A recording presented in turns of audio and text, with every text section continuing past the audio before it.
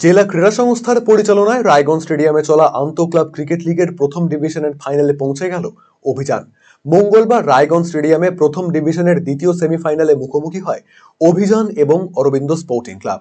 প্রথম division group বির শীর্ষস্থানে ছিল অরবিন্দ স্পোর্টিং ক্লাব, অন্যদিকে গ্রুপ এর দ্বিতীয় স্থানাধিকারী দল হিসেবে সেমিফাইনালের ছাড়পত্র পেয়েছিল অভিযান। মঙ্গলবার টসে জিতে বোলিংয়ের সিদ্ধান্ত নেয় অরবিন্দ স্পোর্টিং ক্লাব। প্রথমে ব্যাটিং করে 38.1 ওভারে সবকটি উইকেট হারিয়ে 172 রান তোলে অভিযান। দলের ব্যাটসম্যান ওম ভগত 66 বলে 42 রান এবং রাহুল মণ্ডল 63 বলে 31 রান করে। অরবিন্দ স্পোর্টিং ক্লাবের বোলার রবিশঙ্কর প্রসাদ 8 ওভার বল করে 25 রান দিয়ে 3 উইকেট এবং শুভজিৎ সরকার 7.1 ওভার বল করে 14 রান দিয়ে 3 উইকেট সংগ্রহ করে। জবাবে ব্যাট করতে নেমে 32.3 ওভারে 132 রানে শেষ হয়ে যায় অরবিন্দ স্পোর্টিং ক্লাবের ইনিংস।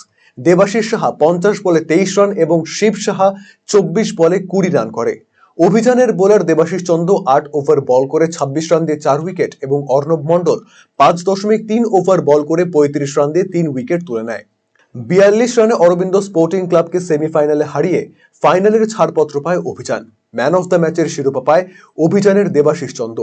3রা জানুয়ারি প্রথম ডিভিশন ক্রিকেট লিগের ফাইনালে পরস্পরের মুখোমুখি হবে অভিযান এবং আইডলস ক্রিকেট ক্লাব। বুধবার থেকে আবারও শুরু হবে দ্বিতীয় ডিভিশনের ক্রিকেট লিগের খেলা।